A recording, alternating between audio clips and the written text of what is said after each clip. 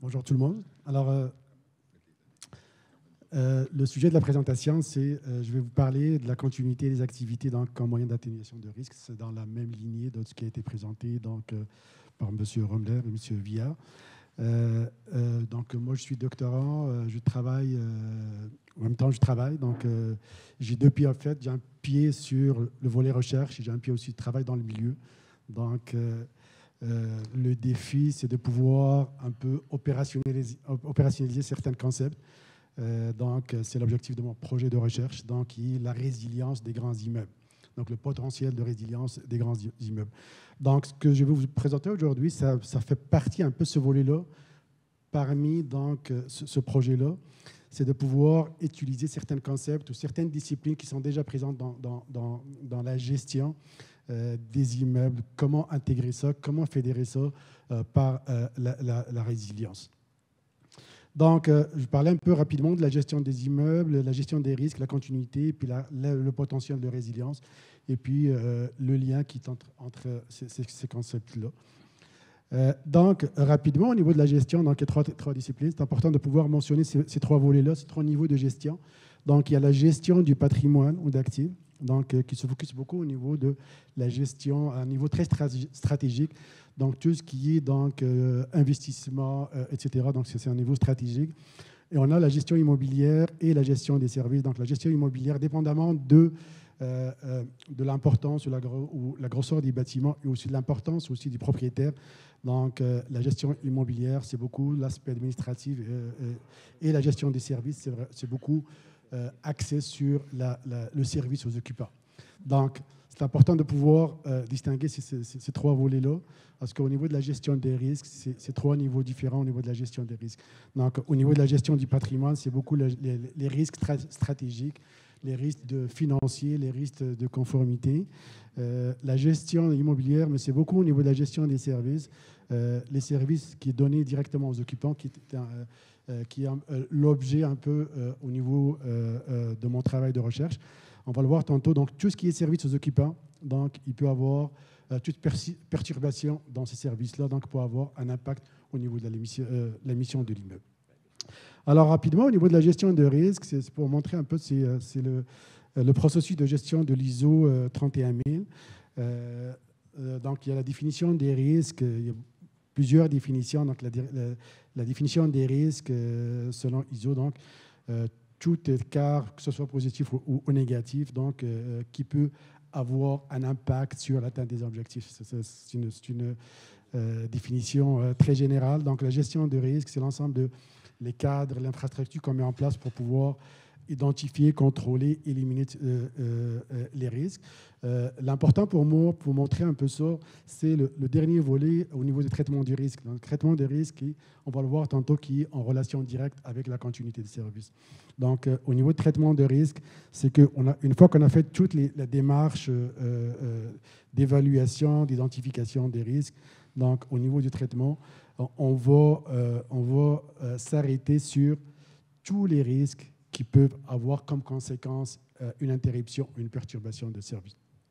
Alors, vous avez ici une liste d'un ensemble d'événements, de risques donc, qui peuvent affecter directement le service, la gestion de services ou les services qui sont donnés dans un immeuble ou la mission d'un immeuble. Donc, l'ensemble de ces risques-là, ce n'est pas exhaustif.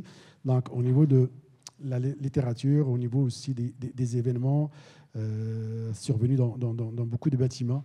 Donc, ce sont un ensemble de risques qui peuvent survenir et qui peuvent malheureusement avoir comme conséquence donc, une interruption de service ou la perturbation de service. Donc, et d'où, lorsqu'on parle d'interruption de service, c'est le lien qui est fait avec la continuité des activités. On va voir tantôt au niveau de la définition de la continuité des activités, c'est de pouvoir continuité à donner le service ou minimalement de pouvoir fournir un service à un niveau acceptable. Alors, les immeubles, de façon générale, donc, ils abritent des activités, des services à la population, des activités économiques, des services gouvernementaux. L'impact d'une interruption de service, d'une perturbation, il va avoir un impact directement sur la mission, donc sur le confort, la sécurité des occupants, les activités et les nouveaux services fournis. C'est le hasard des choses. Je pense que vous avez les informations hier. Il y a eu un événement qui est arrivé hier le palais de justice de Montréal. Le palais de justice de Montréal, c'est un immeuble de grande hauteur. Donc, c'est pas trop loin d'ici, donc à côté du palais de Congrès, pour ceux qui ne connaissent pas. Donc, c'est un bâtiment qui abrite, c'est un bâtiment de grande hauteur qui abrite l'ensemble des services judiciaires ici à Montréal. Ce qui est arrivé hier matin, c'est qu'il y a eu une panne électrique. Une panne électrique génératrice n'a pas fonctionné. Puis, tous les serveurs sont tombés. Donc, et puis, il y a un impact au niveau informatique, que ce soit le service informatique, que ce soit sur la téléphonie. Le comble, c'est que l'ensemble du ministère de la Justice a ses serveurs dans le bâtiment. Donc, les serveurs sont tombés et l'ensemble des palais de justice hier au Québec n'était pas fonctionnel hier matin, toute la journée. Donc, ça concrétise un peu ce volet-là on a parlé, tous les médias, on en a parlé hier. Donc, il y a une perturbation toute la journée. Il y a une interruption de service toute la journée. Et puis, il y a un impact majeur sur, on le sait déjà, donc on ne se le cache pas, il y a déjà que le système est engorgé au niveau judiciaire. Donc, pouvoir reporter, perdre une journée, des journées d'audience, reporter une journée, un impact majeur. D'autant plus qu'il y avait des détenus hier qui voulaient payer les cautions pour sortir. Ils ne pouvaient pas le faire parce qu'ils ne pouvaient pas parler parce que le système informatique ne fonctionne pas. Donc, il fallait payer en comptant, donc ils n'ont pas été libérés. Donc, bref, pour dire qu'il y a un impact au niveau lorsqu'une interruption de service peut avoir un impact, comme on le voit, à l'intérieur de la mission de l'immeuble. On a parlé de services essentiels, donc c'est un immeuble qui abrite des services essentiels, mais l'impact est allé au-delà de l'immeuble lui-même à travers tous les palais de justice hier, à travers la province.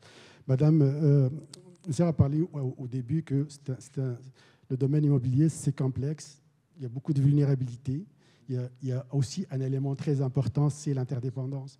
Donc, l'interdépendance, c'est un élément très important par rapport à ça.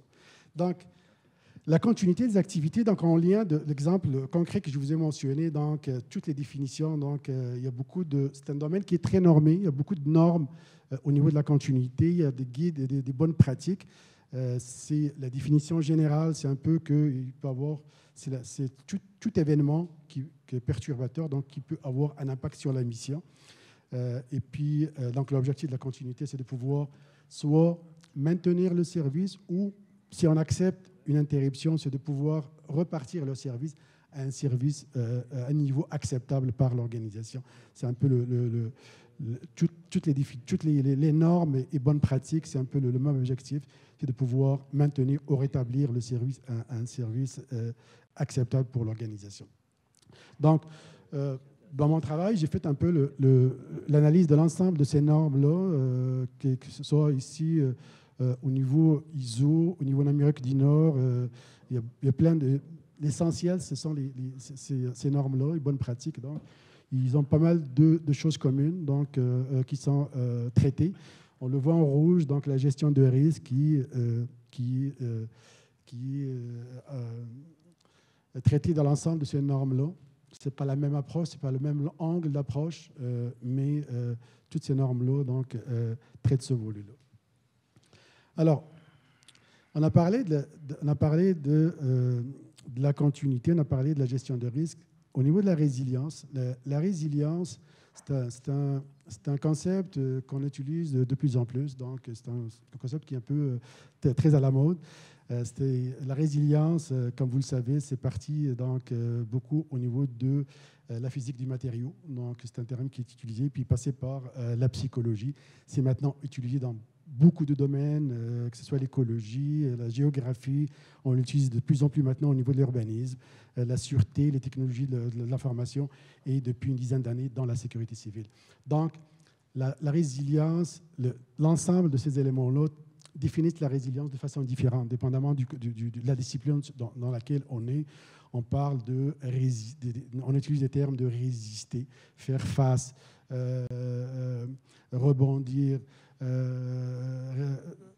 se rétablir, se maintenir. Il y a un ensemble de termes qu'on utilise pour ces définitions-là. Il y a un élément qui ressort beaucoup dans l'ensemble, c'est en plus des termes que j'ai mentionnés, c'est le terme se rétablir.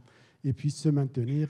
Donc, c'est un peu le lien par rapport qui peut être fait avec la gestion des immeubles. Donc, les immeubles et la résilience. Donc, la revue de littérature parle beaucoup du secteur bâtiment face aux désastres naturels, face aux désastres extérieurs. Donc, il y a beaucoup de littérature là-dessus. Donc, tous les désastres naturels, donc le bâtiment, l'exposition des bâtiments face aux tremblements de terre, face aux inondations, etc. L'exemple qu'on vit en Alberta, donc face aux incendies. Donc, il y a beaucoup de littérature par rapport à ça, mais il y a très peu, c'est presque inexistant de littérature sur les perturbations internes d'un immeuble, qui traite vraiment la résilience par rapport aux éléments internes d'un immeuble. Donc, c'est très peu de choses. Et même dans cette littérature-là qui est existante, c'est beaucoup par rapport aux grands immeubles, par exemple. On traite beaucoup la résistance au vent des grands immeubles, par exemple, certaines choses, mais certains aspects particuliers. Donc, par rapport, mais il n'y a pas le terme résilience ou traiter la résilience de façon globale par rapport aux perturbations internes. Donc, par rapport aux immeubles, la résilience, donc la définition qui a été proposée dans le cadre de mon projet, c'est la définition de la sécurité civile du Québec. Donc, c'est l'aptitude d'un système à maintenir ou à rétablir un fonctionnement acceptable malgré les perturbations. Donc, c'est la définition officielle de la sécurité civile. Donc, c'est la définition qui a été proposée, qui a été retenue par rapport à la gestion des immeubles. Donc, on voit le lien, les termes, le maintien et le rétablissement, donc, qui est en lien direct avec la continuité. Donc, le maintien et le rétablissement, donc, c'est la continuité, le fonctionnement acceptable, donc, c'est le niveau qu'on accepte, même avec un niveau de service dégradé, de pouvoir fournir ce service-là à un niveau 3 minutes. Acceptable. Donc, le lien, c'est que il y a des risques, comme on l'avait vu, les risques, il y a beaucoup de risques. Je donnais l'exemple, j'ai parlé aussi d'exemples concrets. Donc, la gestion des immeubles, il y a des risques inhérents. L'approche probabiliste de la gestion de risques, donc on ne peut pas malheureusement éliminer l'ensemble des risques. Il y aura toujours des risques qui vont se manifester. La continuité, donc, s'attarde beaucoup aux conséquences au lieu des causes. Donc, la gestion de risques fait l'évaluation de l'ensemble des risques, mais par rapport à la gestion de risques, ce qu'on retient, ce sont les risques qui vont avoir un impact d'interruption de service. Donc, c'est un peu le lien par rapport à ça. La continuité traite uniquement des risques ayant une conséquence, donc l'interruption de service. Et puis, la résilience, qui est une connotation positive, contrairement au terme vulnérabilité où on cherche des failles. Donc, c'est un concept qui est fédérateur, qui peut inclure l'ensemble de ces disciplines-là. Donc, l'objectif, c'est de pouvoir, en abordant le volet résilience, c'est de ne pas arriver d'imposer un nouveau concept au niveau de l'organisation, mais de pouvoir utiliser tout ce qui se fait à l'intérieur, la gestion des risques, la continuité, etc., et de pouvoir amener ces éléments-là, parce que si ça existe, si ça se fait en silo, ça ne se parle pas, et la résilience, c'est de pouvoir fédérer l'ensemble de ces éléments.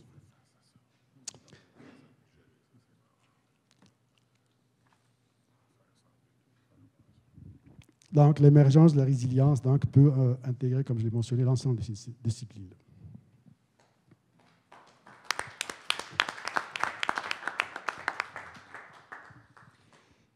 Merci beaucoup. Il y a des questions? J'en aurai 4 ou 5. Ah, pardon, André, vas-y.